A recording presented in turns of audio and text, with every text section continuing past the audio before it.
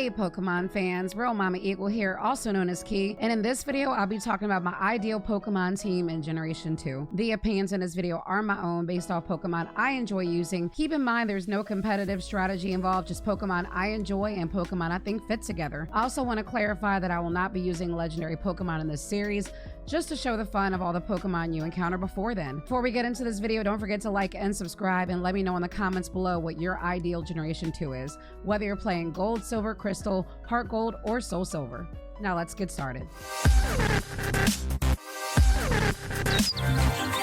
Picking a starter in Gen 2 can be tricky depending on the gems and the direction you want to go with. Logically, for Alligator's probably the most logical given the least amount of weaknesses, but I always seem to go towards Typhlosion's evolution line in Generation 2. I would never pick Meganiums because I absolutely can't stand Meganium. We should just put a giant X over Meganium. That's how terrible it is. But I always tend to go with Typhlosion, mainly because it's such a speed demon, one of the faster Pokemon. It doesn't have the best stats all around, but the speed and just the fact that I have a fire bias always comes into play here. Not to mention, you really don't get a lot of fire Pokemon in Gen 2 to choose from.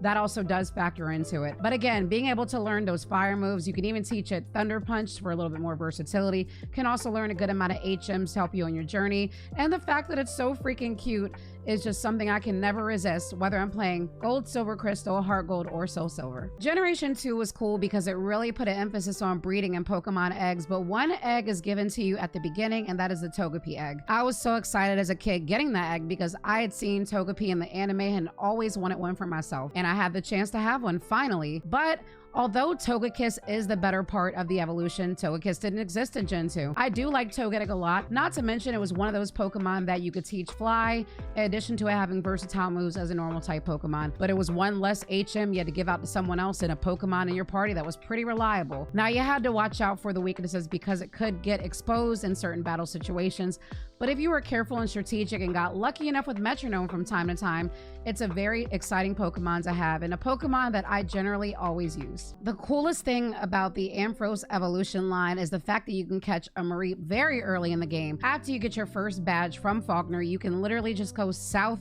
of Violet City and you can catch yourself a Mareep, and you have one of the better electric Pokemon in the game, which is Ampharos. Ampharos is an amazing Pokemon with pretty solid stats, super cute, one weakness with ground typing, and always a Pokemon I have in my party in Gen 2 playthroughs. They did hurt my feelings when they decided to make it not accessible in Pokemon Crystal. Why they did that, I have no idea, but in Gold and Silver, it's always a must get. You can teach it moves like Ice Punch and Fire Punch for a little versatility, but it packs a heavy punch and is always great to have. And I do love that it got a Mega later. Not that that's related to this, but that's also pretty cool. When I played Pokemon Gold for the first time as a kid, I was always enamored with the object blocking your way to Ickertick City. But I was actually dawdling around because I didn't know you were supposed to get a squirt bottle to put on the Pokemon after beating Whitney. But once I found that out, we ran into the Pokemon called Sudowoodo that most of us know and love, and then you have the cool option to catch it. Sudowoodo is a Pokemon that I almost catch and keep every time I play Gen 2, just because I love its versatility. It being a rock Pokemon, pretty solid because it's one of my favorite rock types, but the fact that it can learn fighting moves,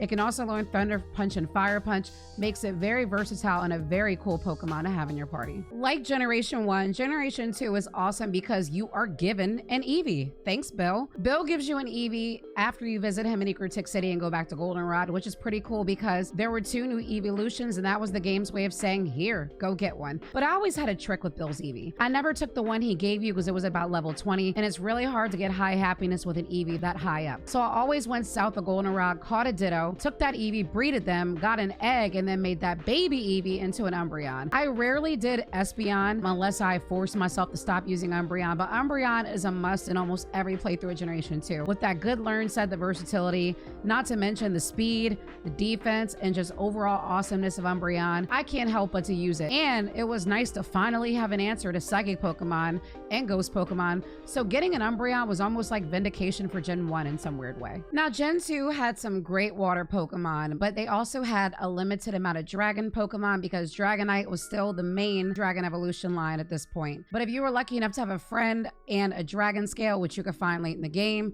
you were able to get the great Pokemon that is Kingdra. Kingdra is, to me, one of the better Pokemon from pure typing standpoint, because with the water typing, you pretty much make that ice weakness to Dragon almost useless. But Kingdra is the ideal water Pokemon to have in my party. Don't get me wrong, I do love Corsola and I do love Quagsire. I think they're both amazing, but they both still have weaknesses. Kingdra is very tough to take down, as we've learned from battling Claire.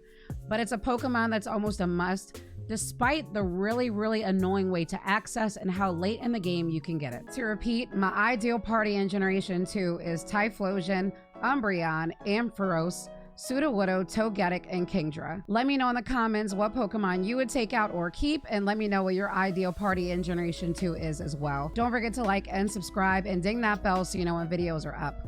I am also Real Mama Eagle on all social media platforms, and I do live streams at twitch.tv/RealMamaEagle. Thank you all for watching, and I'll see you next time.